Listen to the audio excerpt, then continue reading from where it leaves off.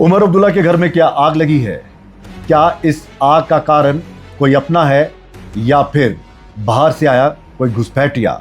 आखिर क्यों उमर के घर में जो आग धधक रही है, उस आग में कहीं ना कहीं वो विधायक, वो पूर्व मंत्री जल रहे हैं, जो ये सोच रहे थे कि शायद इस आग को बहुत जल्द बुझा दिया जाएगा उमर अब्दुल्ला साहब के ज़रिए, या वो इस पर कहीं पानी डालेंगे। लेकिन जैसे जैसे वक्त गुजर रहा है, आग और ज़्यादा धधक रही है, और जल कौन रहा है ये तो पता नहीं, लेकिन इतना ज़रूर है कि इस आग की तपिश जो है वो उमर के घर को ज़रूर ले डूबेगी। जी हाँ, उमर सरकार के मंत्री निशाने पर हैं अपने ही विधायकों के। अब खुलकर बगावत शुरू हो गई है, खुलकर घर का जो कह सकते हैं कलह है वो अब बाहर आ चुकी है, और विधायक खुलकर कह रहे हैं कि यही वो व्यक्ति है जिसने हमारे घर को तोड़ा है, जिसने हमारे घर को आग लगाई है, जो हमारी सरकार को बदनाम कर रहा है, भ्रष्टाचार के आरोपों से घिरा हुआ है। अगर इस पर एक्शन नहीं हुआ तो वो दिन दूर नहीं जब ये पार्टी बिखर जाएगी और ये सरकार भी गिर जाएगी। क्यों? क्योंकि आपने एक विश्वास के जरिए उसे इतना बड़ा ओहदा दिया, और वो व्यक्ति अपने ओहदे में इतना चूर हो गया कि उसे पता ही नहीं चल रहा कि सहयोगी कौन है और दुश्मन कौन है। जी हाँ, बात हो रही है सुरेंद्र चौधरी की, जो उप मुख्यमंत्री हैं और आरोप लगा रहे हैं जावेद इकबाल चौधरी, जो बुद्धल से विधायक है। उन्होंने साफ कहा कि उमर साहब ने बड़े विश्वास से सुरेंद्र चौधरी को बकायदा उप मुख्यमंत्री बनाया। क्यों? क्योंकि जम्मू से एनसी को किसी तरह की कोई जीत हासिल नहीं हुई, और एक ब्रिज बनाना था जम्मू और कश्मीर के बीच में, तो उन्हें ये पद दिया गया। लेकिन उन्होंने विश्वासघात किया, वो विश्वास पर खरा नहीं उतरे, और अब वो मनमाने फैसले ले रहे हैं, पार्टी को खत्म कर रहे हैं, कई आरोपों से घिरे हैं। लेकिन उमर साहब जो हैं वो तमाशा देख रहे हैं। क्या कुछ कहा जावेद इकबाल ने, आइए देखते हैं। उनके साथ बिल्कुल है डिप्टी सीएम साहब के साथ। उनको सीएम साहब ने एक बड़ी जिम्मेदारी दी थी और एक बड़ा उनके ऊपर यकीन किया था, एक बड़ा भरोसा किया था, जिस भरोसे को उन्होंने तार किया है, तोड़ा है उस भरोसे को। उनको एज ए ब्रिज रखा गया था जम्मू रीजन और कश्मीर रीजन के बीच। उनको एज ए ब्रिज उन्होंने बनाया था between Raj Bhavan and CM secretary. उनको एक ब्रिज बनाया था between union government and state government. लेकिन उनके सीएम साहब के भरोसे को उन्होंने तोड़ा है। अभी आपने डाटा अंदर देखा होगा, जिसमें स्पेशल असिस्टेंस स्कीम्स है, जिसको शासकीय कहते हैं, उसमें 63% फंड्स जो है वो एक कंस्टिट्यूंसी में लग रहे हैं। ये बड़ी एक नाइंसाफ़ी है, और हमारा काम है कि हम पब्लिक के जो राइट है उसके लिए आवाज़ उठाएं, उनके हकूक़ का तहफ़्फ़ुज़ करें। हम सिर्फ सैलरी या प्रोटोकॉल के लिए एमएलए।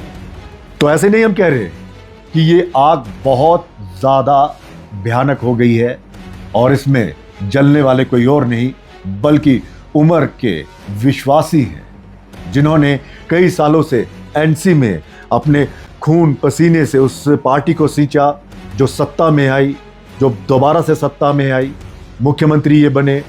लेकिन वहाँ पर कई विधायकों और पूर्व मंत्रियों को ऐसा लग रहा है कि एक शख्स अचानक बाहर से आता है, देखते ही देखते वो उमर की आंखों का तारा बन जाता है, और तारा बनते ही वो ऐसी चमक बिखेरता है कि बाकियों की आंखें चौंधिया जाती हैं। लेकिन उमर साहब जो हैं वो उसी रोशनी में उसे निहारते रहते हैं।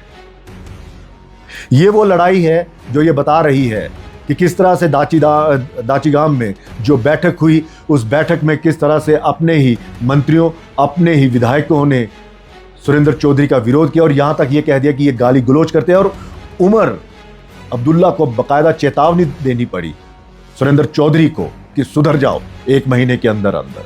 लेकिन कोई सुधार नहीं, जिसका ताज़ा उदाहरण है पुंछ में हुई बैठक का, कि ये जाते हैं सुरेंद्र चौधरी, बैठक करते हैं, लेकिन एक भी विधायक जो है वो वहां नहीं जाता है। सब 6 के 6 जो विधायक है वो बायकॉट कर देते हैं अपने ही उप मुख्यमंत्री। ऐसा पहली बार हुआ है जम्मू कश्मीर के इतिहास में कि सरकार का उप मुख्यमंत्री इलाके में जाता है, बैठक करता है, लेकिन सरकार के ही अपने विधायक जो हैं वो उससे कन्नी काट देते हैं, उसे दरकिनार कर देते हैं और बैठक में नहीं आते। तो क्या उमर सरकार जो है वो खतरे में है? क्या वाकई उमर अब्दुल्ला के वो इतने लाडले हो चुके हैं कि वो इसके लिए अपने दूसरे विधायकों और पूर्व मंत्रियों की बलि भी ले सकते हैं? कई ऐसे जो है घटनाएं जो है वो देखने को मिल रही हैं। ये आरोप बार बार लगाया जाता है कि ये बदतमीजी से बात करते हैं, इन्हें बोलने का लहजा नहीं है, ये अपने ही सहयोगियों के काम नहीं करते हैं। जब भी इनके पास काम लेकर जाए, कोई विधायक जाता है अपनी पार्टी का, तो ये आनाकानी करते हैं। और दूसरा, विपक्ष लगातार घेरते आ रहा है इन्हें भ्रष्टाचार के आरोप में। किस तरह से आरएस पठानिया ने कहा कि कैसे एक मंत्री जो है वो नोएडा में होटल बना रहा, कैसे एक मंत्री 200 करोड़ रुपए का घोटाला कर देता है माइनिंग में, और उमर साहब जो हैं जिनकी साफ छवि है वो खामोश रहते हैं।